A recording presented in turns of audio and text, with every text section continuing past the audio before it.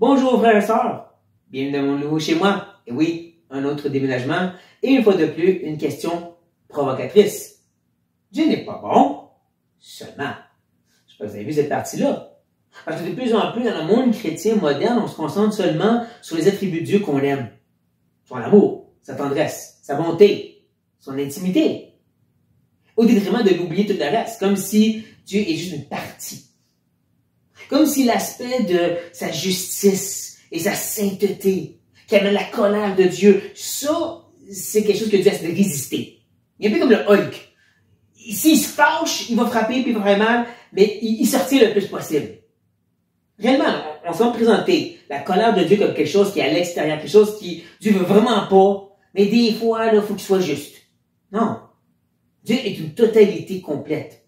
Autant qu'il est parfaitement bon, qu'il est parfaitement saint, qu'il est juste et aussi amour d'un coup. Et même que je vous dirais, c'est quand vous regardez les prophètes comme Isaïe, où est-ce que nous sommes présentement, vous allez voir à quel point justement que cette sainteté de Dieu et son saint courroux est si prédominant. On oublie à quel point que l'être humain a péché contre Dieu. Il y a un grand jugement qui va tomber sur l'humanité et Dieu le proclame.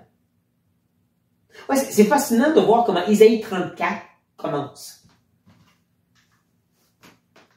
Approchez, nation, pour entendre, peuple. Soyez attentifs, que la terre écoute. Elle est ce qu'elle remplit. Le monde est tout ce qu'il produit. Voici Dieu qui appelle le peuple, tout le monde de venir.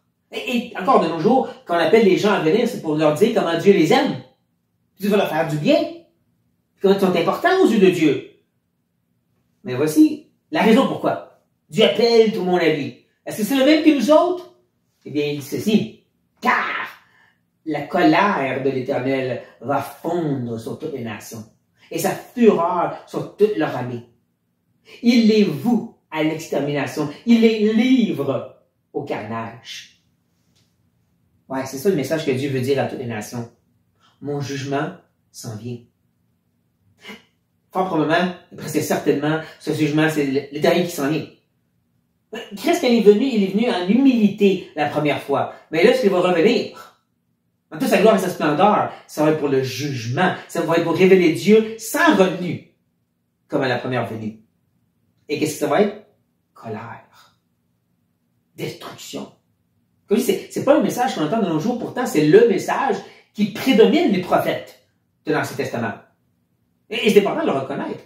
Et comme je dis, c'est le message lié à le grand jugement qui est à venir. On le sait parce que, juste un peu après, il dit ceci. Toute l'armée des cieux se dissout. Les cieux sont roulés comme un livre. Et toute leur armée tombe comme tombe la feuille de la vigne. Comme tombe celle du figuier. L'armée qui se dissout. Pensez aux cieux qui se dissout comme Pierre en parle dans 2 Pierre chapitre 3. Ou l'idée que les cieux vont être roulés comme un livre, c'est exactement ce qu'on lit dans l'Apocalypse. C'est le moment où le grand jugement de Dieu va venir encore. Jésus qui revient à toute sa gloire et splendeur, et c'est pas pour faire du bien aux gens et les guérir. C'est pour juger, pour donner exactement ce qu'ils méritent. C'est ça le message que Dieu a donné à son peuple. Et c'est de comprendre que c'est ça le message que Dieu veut nous donner aussi. Il ajoute un peu plus loin. À la fin du chapitre 4, plus ou moins, il dit « Consultez le livre de l'Éternel. Et lisez. Lisez quoi? Aucun d'eux ne fera défaut. Ni l'un, ni l'autre ne manquera dans les promesses de Dieu. Car sa bouche l'a ordonné. C'est son esprit qui les rassemblera. » On parle souvent des promesses de Dieu qui vont s'accomplir dans notre vie. Dieu dit, la plus grande promesse que j'ai à accomplir, c'est d'amener un jugement sur cette terre. Un jugement cataclysme. Tout va être détruit. Tout va être enlevé et tout va être recommencé. Tout genou va fléchir, toute bouche va confesser et plusieurs vont être envoyés dans une place de tourment, loin de sa face. Ça, c'est le message que Dieu veut donner à son peuple. À ce monde, je devrais dire, à tous les peuples. Excusez-moi. Mais il y a un sens que c'est aussi à son peuple. Encore, de nos jours, dans le monde chrétien, on a tendance à minimiser le péché. Mais Dieu comprend. C'est pas trop dur sur toi-même. C'est pas ça qu'il avait dit. Au contraire, justement, l'apôtre de l'amour, Jean, dit ceci. Si nous disons que nous sommes en communion avec lui, et que nous marchons dans les ténèbres, nous mentons.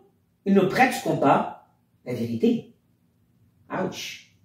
En fait, comprenez, marcher dans les ténèbres, c'est pas être sans péché. C'est pas l'appel ici, c'est pas l'idée que tu fais juste vivre dans la fornication, mais c'est quand même l'idée que le péché exprime qui tu es.